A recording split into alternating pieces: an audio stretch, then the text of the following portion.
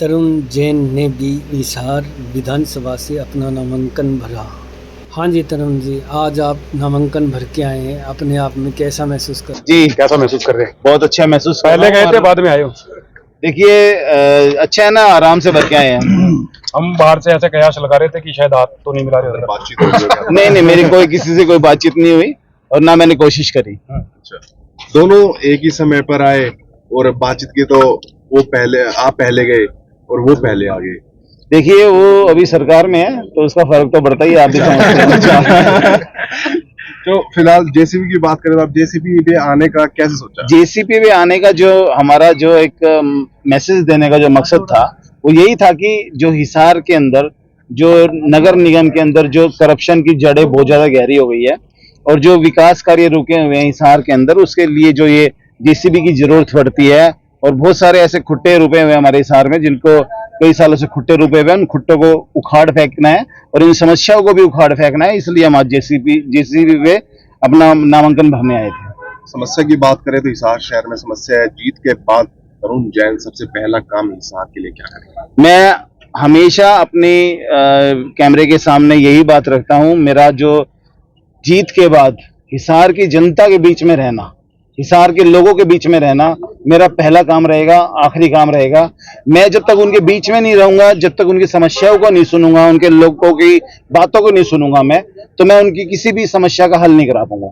मेरा मकसद ये है कि मैं लोगों के बीच में रहूं, उनकी दुख दर्द में, उनकी समस्याओं को, उनकी मूलभूत सुविधाएं हैं उनका पूरा करूं मैं।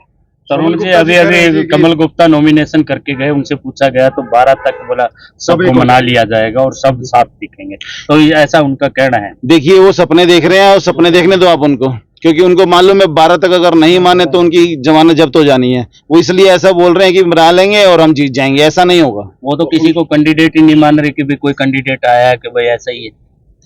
अब देखिए वो हवाई जहाज भी कई बार उड़ा चुके हैं, ठीक है ना। वो यहाँ पर कह रहे थे कि जो सड़कें हैं मलाई जैसी है हिसार की, तो आप उनकी बातों पे ज्यादा गौर मत कीजिए। हमारा हिसार का चुनाव बहुत अच्छा चल रहा है। आज मेरे को हिसार की जनता का भरपूर प्यार मिला है, आशीर्वाद मिला है और मैं इस आशीर्वाद का ऋण उतार के दिखाऊंगा। ये नगर निगम की एनटीसीओ को लेकर पब्लिक को काफी दिक्कत का बिल्कुल सही कह रहे हैं आप। नगर निगम में बहुत बड़ा भ्रष्टाचार चल रहा है और नगर निकाय मंत्री भी थे हमारे और उनके घर के सामने ही नगर निकाय का ऑफिस था।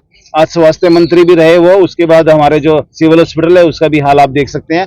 बहुत सारी चीजें हैं। अब खाली मैं एक ही बात पे बारी बारी आप लोगों के सामने मुद्दा रखूं तो आप लोगों को भी अच्छा नहीं लगेगा और हमारे हिसार वासियों को भी नहीं लगेगा। सबको पता है कि हिसार में क्या समस्या है, जो बेसिक समस्याएं हैं, जनता के बीच में रहने की समस्या है। मैं यही चाहता हूं कि मैं जनता के बीच में रहूं, जनता की समस्याएं सुनूं और उनका हल करने की कोशिश करूं।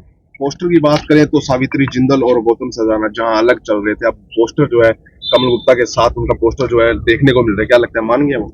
देखिए मैं इस बारे में कुछ नहीं कह सकता कि वो मान गए हैं या नाराज है। वो उनका खुद का निजी उनका डिसीजन है।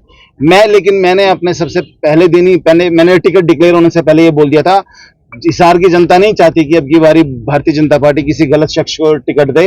और लेकिन उसके बावजूद भी भारतीय जनता पार्टी ने बहुत सारी टिकटों को गलत दिया है और भारतीय जनता पार्टी जिस तरीके से और कॉन्फिडेंस में काम कर रही है उस तरीके से मुझे नहीं लगता कि भारतीय जनता पार्टी 15 सीट भी जीत पाएगी हरियाणा में। धन्यवाद।